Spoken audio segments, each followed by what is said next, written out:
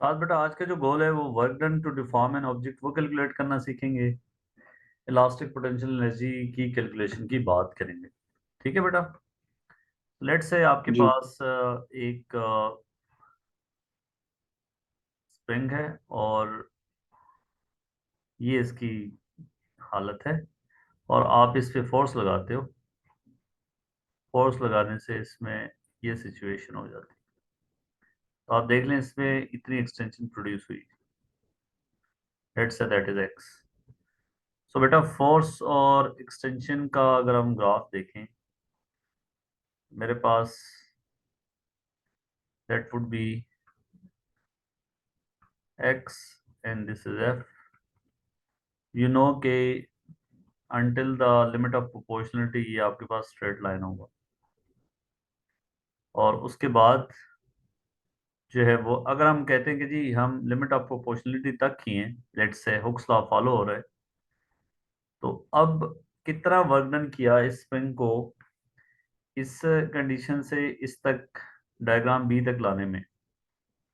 तो मैंने ऑलरेडी पहले बात की हुई आपको बताया हुआ है कि जब फोर्स और डिस्प्लेसमेंट का ग्राफ जो है आपको ग्राफ गिवन हो तो area under this graph is equal to work done. ठीक है। जी लेकिन सर। याद रखना कि अगर फोर्स आपके पास वर्टिकल एक्सिस पे हो, एक्स एक्सिस पे एक्सटेंशन हो, तो फिर वर्क डन ये एरिया होगा जो मेंशन है। अगर वर्टिकल एक्सिस पे एक्सटेंशन हो, फोर्स हॉरिजॉन्टल एक्सिस पे हो, तो फिर इस तरफ वाला एरिया होगा। तो क्या होगा 1/2 base time base height. Height. X time height is F. तो 1/2 एफ टाइम एक्स। और बेटा अगर आपके पास लिमिट ऑफ हुक्स लॉ चूंकि फॉलो हो रहे हैं और आपको पता है कि एफ इज इक्वल टू के एक्स होता है एज वी नो। ठीक है। तो इसको हम अगर पेपर में आए तो इस तरह कैलकुलेट कर सकते हैं, या अगर स्प्रिंग कांस्टेंट की फॉर्म में हमें बात करनी पड़े तो एफ इज इक्वल टू के x time x, so half k x square. तो मैंने स्प्रिंग पे वर्क किया बाय अप्लाइंग दिस फोर्स। अब इस स्प्रिंग में अंदर एक्सटेंशन आई। अगर मैं इस फोर्स को रिलीज करूंगा तो स्प्रिंग किधर जाएगा?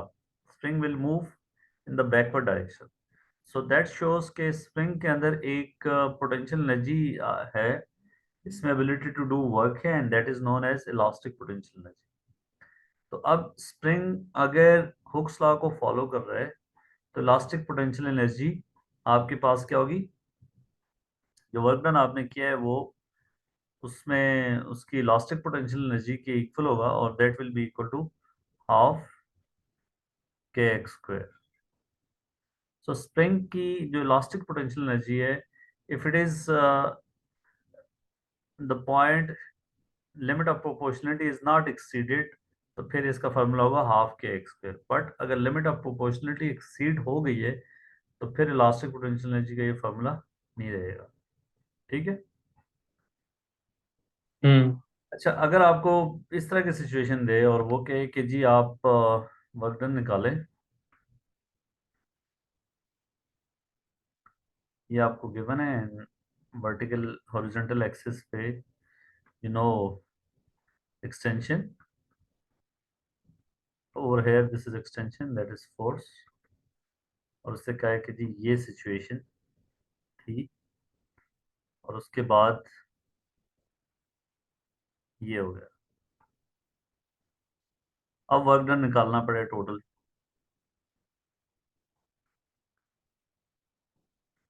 Work done to deform this object.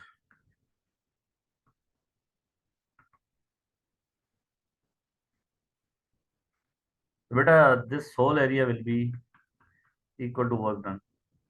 अब आपको पता है कि यहाँ से आगे क्या होगा।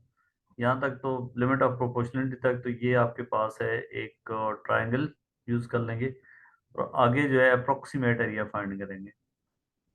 ठीक है, समझ आई बात। सो इसको ट्रेपेजियम ले लें, इसमें लेकिन अप्रोक्सीमेशन आ रही है। आपको पता है कि कर्व थोड़ी सी ऊपर है। अगर मैं इसको थोड़ा सा अच्छे तरीके से ड्रॉ कर लूँ तो ये देखें, जब मैं स्ट्रेट लाइन इसकी ड्रॉ करूँगा तो ये है। जब मैं एरिया ऑफ ट्रेपेजियम निकालूंगा इस पार्ट का, तो that will be smaller than the actual area.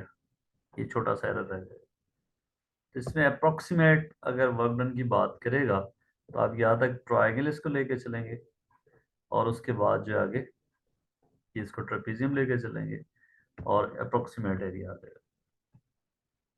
अगर आपसे कहा जाए कि जी एक ऑब्जेक्ट को आपने डिफॉर्म किया और वो आपसे कुछ पार्ट की बात करें,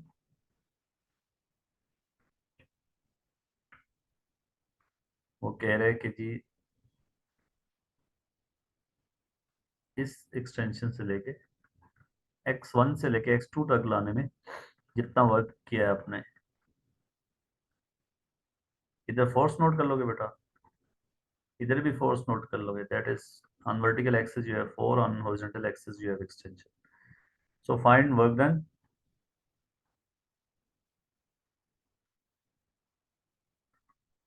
from x1 to x2। So this area will be equal to the work done। ठीक है, तो ये आपके पास है एक्सटेंशन, एक्सिस एक्सटेंशन, ये याद रखनी है। Any doubt? नहीं। अभी देखिए, मैं अगर आपको 1 मिनट में अपनी बुक से बता दूं तो आपको ज़्यादा क्लियर भी हो जाएगा। ये देखो, अब क्या है, द डायग्राम शोज, क्वेश्चन 2 नजर आ रहा है आपको? जी सर।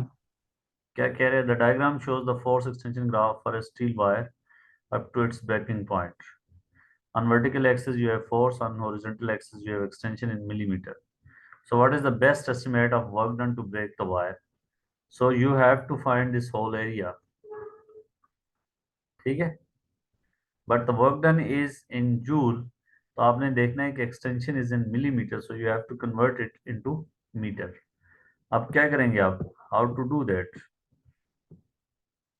अब देखें, टेल दिस पॉइंट, आप ये छोटी ट्राइंगल ले लें, ये रेक्टेंगल ले लें, और ये ट्राइंगल ले लें। ठीक है, सो इफ दिस इज 5, सो ये जो छोटी एक वन स्मॉल डिवीजन है, that is 1 millimetre. So the area of this part will be, क्या होगा, 1/2, बेस इज 1। बेस्ट है। ठीक है, हम्म। 1 millimetre mean 10⁻³ metre, time height is 200 newton. ये आ गया इस पार्ट का। फिर इसकी देखें, रेक्टेंगल की जो आपके पास है, दैट इज 200, और इधर से इधर देखें तो 10 - 1 9। 9। सो देन 9 × 10⁻³ 9 टाइम 10⁻³ प्लस इस पार्ट का एरिया आ जाएगा। तो इसकी हाइट इज 50। और base is 9। So 1/2, 9 time 10⁻³ time 50। ठीक है, या एंड जी। पे आंसर को 1000 से डिवाइड कर लेंगे, इस तरह 10⁻³ साथ पहले ही कन्वर्टन कर लें। हम्म। Is that clear? जी सर। अच्छा, अब अगर आपको इसी की मोटिवेशन एक और आपको समझाने के लिए, ये देख लें, इसमें क्या है, लोड इन केजी या एक्सटेंशन है, how much work is done. तो यहाँ पे देखना है फोर्स नहीं है। अब फोर्स, अगर आपको मैथ्स पता है तो फोर्स क्या होगा, फोर्स होगा m × g। यहाँ पे जो आपको नजर आ रहा है ना, ये देखें जैसे, तो इस मैथ्स को आपने क्या करना है, यहाँ से मैथ्स की वैल्यू उठानी है। सही है, उसको 9.81 से मल्टीप्लाई करना है तो वेट आ जाएगा, और एरिया इधर मिलीमीटर में है, ये ख्याल रखना, मीटर में कन्वर्ट कर लो। ठीक है, जी सर। अच्छा, ये देखें, द फोर्स एक्सटेंशन ग्राफ है। What is the energy stored in a spring when the extension is 30 millimetre. Extension 30 millimetre है, उस वक्त तक आपकी बेसिकली वो फाइंड करनी है energy stored in the spring. तो 30 एक्सटेंशन तक जो आपके पास होगा ये एरिया होगा सर। ठीक है, हम्म 1/2 बेस इज 30। 6.2। और अब देखिए ना, इसको जरा एहतियात से करना है कि देखिए ये 2 जो है वो इतना है। ठीक है, तो यहाँ तक जो है ये 7 हो गया, ये 6.2 पे लगा देंगे क्योंकि आंसर्स में काफी फर्क है, मसला नहीं होगा। ठीक है, जी तो दैट इज 6 पॉइंट, ये 7, 6.5, तो 6.2 या 3 ले लें तो फर्क नहीं पड़ेगा, 6.2 न्यूटन। इसको बेटा मल्टीप्लाई करोगे तो आपके पास एनर्जी आ जाएगी जूल में। ठीक है, जी sir. That clear. Yes sir. हाँ जी, ताकि आपका साथ में इन चीज़ों का पता चलता रहे। ये देख ले फोर्स एक्सटेंशन, ये क्या हो रहा है कि स्प्रिंग की ओरिजिनल लेंथ थी 100 मिलीमीटर और स्प्रिंग में अब कंप्रेशन हो रही है। जब 100 मिलीमीटर लेंथ थी तो कोई फोर्स नहीं, जैसे फोर्स इंक्रीज होती गई स्प्रिंग की लेंथ कम होती गई। ये देख लें, hmm force this much length, force to length is now 90, force for length is now 80, so spring is being compressed। ये ओरिजिनल लेंथ स्प्रिंग की, तो फिर आपने बेटा इसको फोर्स लगा के कंप्रेस कर रहे हो। what is the energy stored in the spring when the length is 70 millimetre. ये 70 मिलीमीटर यहाँ पे, तो एनर्जी स्टोर्ड क्या होगी। वही क्या 1/2। आप इस तरफ से आ रहे हैं, ये देखें, तो कौन सा जी एरिया होगा बेटा, दिस वेरी इंपॉर्टेंट ये। ठीक है, जैसे आप इधर से आगे जा रहे हो तो आपको जो स्टार्टिंग पॉइंट आपका ये है 100 मिलीमीटर लेंथ और फोर्स इज 0। तो जैसे आप 70 मिलीमीटर तक बेटा जाते हो तो आप क्या कर लेते हो, इतना एरिया जो है आपका वर्क डन होगा, एनर्जी स्टोर होगा। ठीक है, कर लोगे। जी सर।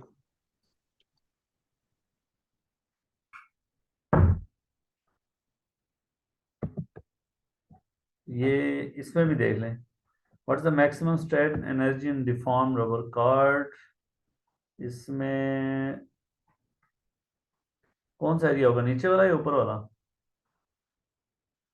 फोर्स अब इधर है, मैंने बताया था आपको, फोर्स लेंथ आपके पास इधर है। जी ये जो है आपका, ये एरिया आपने फाइंड करना है, very important to hmm understand. Original length 0.2 थी, अब क्या हुए 0.4, तो एक्सटेंशन जो है वो 0.2 मीटर की हुई है। फोर्स ये लगी है, so this area will be equal to work done 1/2, base is 0.2, height is 25, तो 0.1 टाइम 25, दैट इज 2.5 जूल। तो आपने एक्सेस का ख्याल रखना है, समझ आ गई। जी sir.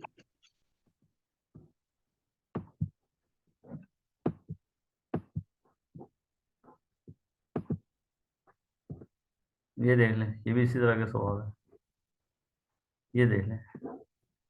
What's the total work done in stretching the sample from 0 extension to 12। तो यहाँ तक तो सीधी ट्रायंगल और आगे इधर अप्रोक्सीमेशन होगी।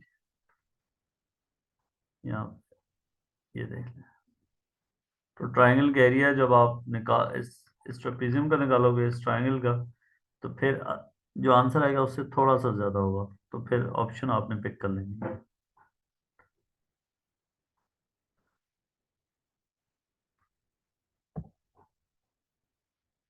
ये देख लें, strain energy for force extension, तो पहले हम क्या करते हैं, हम स्ट्रेट लाइन इसको ट्रीट करके निकाल लेते हैं। 1/2, base is 2 millimetre, height is 100 Newton. ठीक है, हम्म। तो ये क्या आएगा, 0.1 जूल। लेकिन अब 0.1 जूल से आपका आंसर ज्यादा है, तो ये भी नहीं हो सकता, ये भी नहीं हो सकता। अब कितना ज्यादा है, अगर आप सारे का निकालें, देखते कितना ज्यादा, 0.2 तक तो नहीं चला जाएगा, तो 0.2 तक तो हम्म। नहीं जाएगा। लेकिन आपके अंडरस्टैंडिंग के लिए, कि अगर इस पूरी रेक्टेंगल का एरिया देखें ना सारी का, तो बनता है 2 × 100, दैट इज 0.2। तो 0.2 तो सारी रेक्टेंगल का है, पूरे का, तो हमारा तो एरिया इसके अंडर अंडर है, जी, तो सी होगा। ये होगा। ठीक है,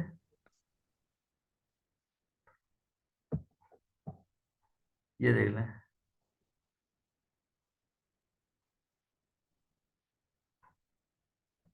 यहाँ पे भी क्वेश्चन पढ़ के आप कर सकते हैं कि क्या हो रहा है।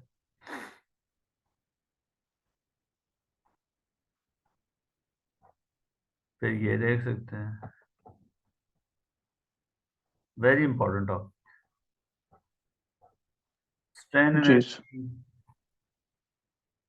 strain energy of the rubber when the load when a load of 80 Newton is applied. तो जब 80 न्यूटन लोड लगाओगे, तो आपके पास ये होगा, और एरिया अंडर दिस।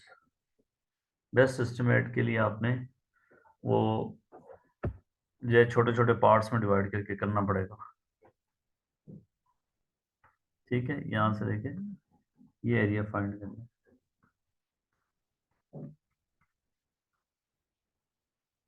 अब क्या करेंगे, अगर इस तरह कर लेंगे तो ये तो बहुत बहुत एरर आएगा। ठीक है, फिर क्या हम्म। करना होता है ऐसे केसेस में,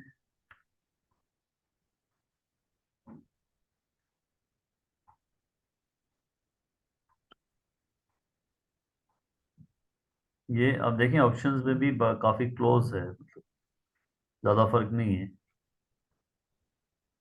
ठीक है, तो ये तो स्ट्रेट जी। लाइन पार्ट, इसको कंसिडर करके इसको यहाँ से यहाँ तक एक हम्म। ट्रेपीजियम मान लें। और इस पार्ट में अगर आप पहले वाले को अगर आप देखना चाहें,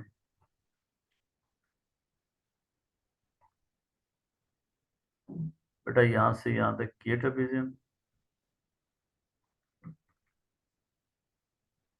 1/2 सम ऑफ पैरेलल साइड 40 20, और इनके बीच में डिस्टेंस, और या यहाँ से यहाँ तक भी ट्रेपीजियम मान लें, ये बेस्ट एस्टिमेट आ जाएगा। मेरा काम है आइडिया डिस्कस कराना भी, ताकि हम्म। आपको क्वेश्चंस इस लेवल की अंडरस्टैंडिंग आपको चाहिए होगी भैया। अब ये लोडिंग अनलोडिंग, इनकी हम बात करेंगे कि जी उसका ग्राफ्स का क्या मतलब होता है। ठीक है बेटा, सो जब भी आपके पास लिमिट ऑफ प्रोपोर्शनलिटी नहीं गुजरी, तो स्प्रिंग में इलास्टिक पोटेंशियल एनर्जी जो होगी वो 1/2 के एक्स। बेस। इससे देखिए कि अगर आपके पास दो स्प्रिंग्स हैं, इनकी एक्सटेंशन सेम है बट स्प्रिंग कांस्टेंट ज़्यादा है। ये देखें, एक हार्ड स्प्रिंग है, इसमें भी एक्सटेंशन, और ये एक शॉर्ट स्प्रिंग है, इनकी एक्सटेंशन सेम है। अब किसके पास ज़्यादा पोटेंशियल एनर्जी है, जिसका स्प्रिंग कांस्टेंट ज़्यादा है। ठीक है, इज दैट क्लियर? जी सर। अच्छा, अब मैं वो ग्राफ्स दिखाता हूँ कि अगर आपके पास इधर एक्सटेंशन, इधर फोर्स,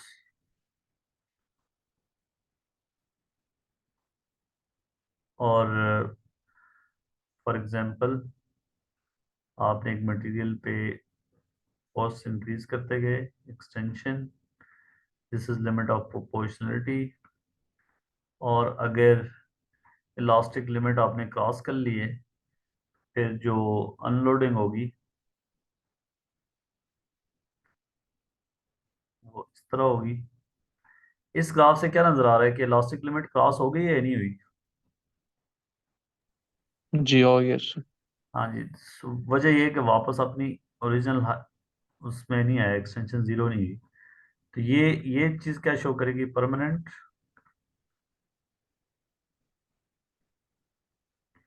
एक्सटेंशन।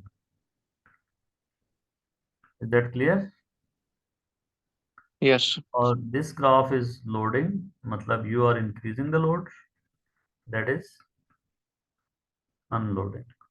अब इसमें आपके पास you are having three areas, let's say that this area is A1, that is A2। तो बेटा जो सारा एरिया होगा ना A1 plus A2, sorry,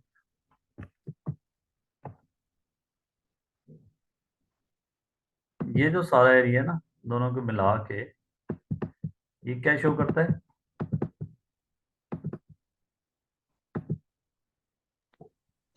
work done. A1 plus A2 total work done on the sample. So hmm A1 plus A2 total work done on the sample. Sample में कोई भी हो सकता है, स्प्रिंग या कॉर्ड। और A1 क्या होगा? खाली ये एरिया, दिस इज एरिया। हम्म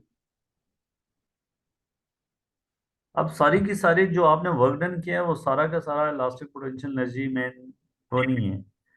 मतलब जो आपने एनर्जी रिकवर्ड की है ना वो A1 की इक्वल है। जब आप सैंपल को लोड कर रहे थे तो you are doing the work, ठीक है। वो टोटल वर्क जो आपने या लोड नहीं किया वो A1 प्लस A2 है। जब आप लोड कम करते गए तो स्प्रिंग के अंदर जो स्टोर्ड एनर्जी थी वो क्या हुआ कि वो इस एरिया A1 की इक्वल होगी, ठीक है। A1 is the energy recovered, ठीक है, ड्यूरिंग अनलोडिंग। या इसको हम कहेंगे इलास्टिक पोटेंशियल एनर्जी भी हम इसको कह सकते हैं। A2 क्या होगा? एनर्जी वेस्टेड, किस फॉर्म में वेस्ट हुई है? टू या use to deform the object, hmm permanent deformation. Permanent deformation क्या होती है कि अंदर जो ऑब्जेक्ट्स के जो मटेरियल है उसके बॉन्ड क्या होते हैं, वो वो ब्रेक होते हैं। तो उसमें जो एनर्जी यूज हुई है वो क्या हुई है? वो A2 के इक्वल होगा, ठीक है। जी sir. Let me show you कि आपके पास इस तरह के कैसे सवाल आते हैं। देखो बेटा, ये बुक नजर आई है मुझे आपको, सॉरी। जी सर। अच्छा, ये देखें, the force extension, so which area represents the work done to stretch the sample?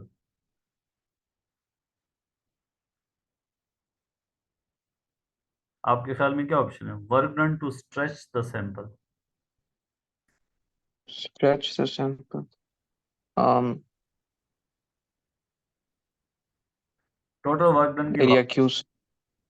P N Q नहीं बेटा, एरिया अंडर द ग्राफ होता है ना। फोर्स इधर है, एक्सटेंशन है ये, area Q and Q R, plus R. Q plus R, ये टोटल वर्क डन होगा। इसमें क्या परमानेंट डिफॉर्मेशन हुई है? नहीं। वो कैसे पता चल रहा है? ऑब्जेक्ट वापस एक्सटेंशन जीरो होगी, लेकिन जी। फिर ये एनर्जी कहाँ गई? ये हीट में आपकी एनर्जी जो है, अगर क्यू एरिया जो है क्यू, वो हीट में कन्वर्ट हो गई है, ठीक है।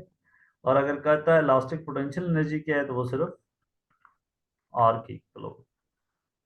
तो आपने फॉर एग्जांपल आपने सैंपल पे 200 जूल का वर्क डन किया, उसके उससे आपने एनर्जी रिकवर की 190 जूल, बाकी 10 जूल जो है वो हीट में वेस्ट होगी। ठीक है, जी सर। Is that clear? ये देखें, यस सर। इसको पढ़ लें 22, ये यहाँ से इधर वापस ऐसे आया, ये loading unloading. Which area represents the net work done on the sample? Net work done क्या होता है?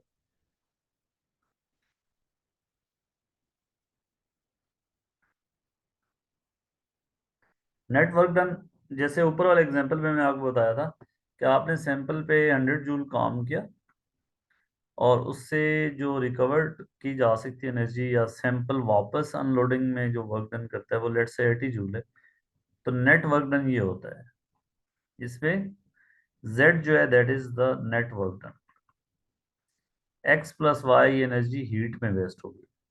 ठीक है, x plus y plus Z is the total work done. Is that clear? जी सर। ये देख लें,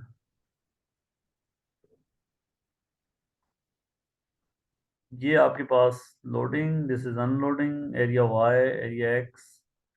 सो उसने कहा है कि जी which statement about the process is correct? Area x is the energy which heats the band as it's stretched to the extension E। ठीक है, हीट के लिए यूज हो रही है, और क्योंकि रिकवर आपने ये किया है, x plus y is the minimum energy required to stretch the band to extension E।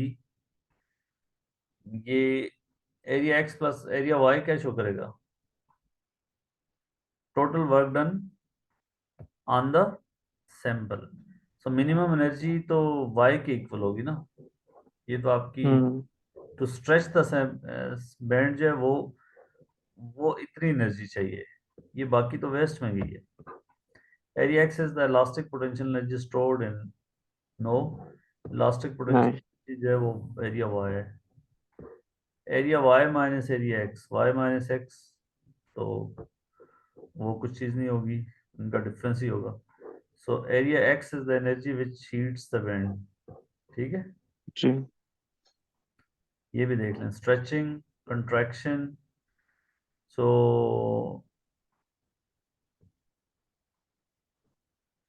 What does the shaded area? Shaded area क्या होगा? Amount of elastic potential energy होगी? नहीं, थर्मल एनर्जी नहीं होगी। ठीक है, amount of dissipated. Thermal energy dissipated in the rubber. So very important. हम्म।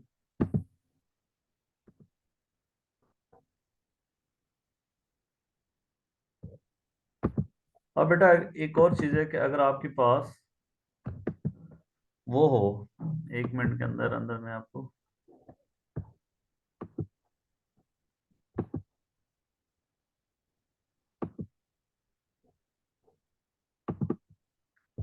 अगर vertical axis पे स्ट्रेस हो, ठीक है बेटा, क्या हो? स्ट्रेस, और इधर स्ट्रेन, स्ट्रेन। और फिर ये एरिया क्या शो करेगा, इसकी यूनिट क्या होगी? आपको पता है 1/2 स्ट्रेस इंटू स्ट्रेन। स्ट्रेस क्या होता है बेटा? Force over area. Strain is change in length over original length. So hmm. Force into extension, ये आपको पता है, ये एनर्जी है, ये वर्क डन है, और एरिया ऑफ द जी। वायर्स और उसकी लेंथ वॉल्यूम है। ये भी क्वेश्चन आता है कि जी इसका वॉल एरिया करेगा, तो work done per unit volume, work done per unit volume. या energy stored per unit volume. ठीक है, तो फोर्स एक्सटेंशन का ग्राफ होगा, तो फिर एरिया की यूनिट